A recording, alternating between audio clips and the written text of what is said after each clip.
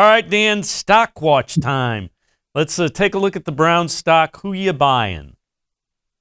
So there's two guys that I really like that I would buy next year based on what we saw this year. And the first is Ronnie Harrison. I talk about him all the time, but I really like the upside. He's still really young.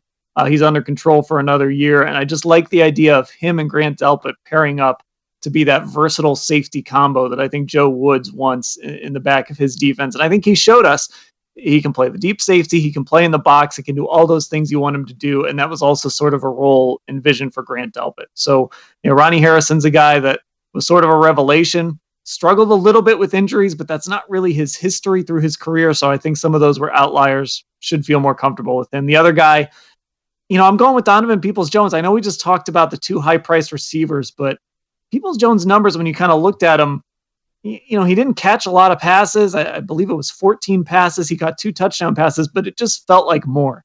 It felt like he was really impactful when he was on the field. And for a 6th-round pick, if they can get that kind of production out of him, and they like to use different receivers and different packages and different alignments, I wasn't sure what Peoples-Jones was going to be in this offense, but I really liked what I saw out of him this year. So I'm going to buy him a little bit too.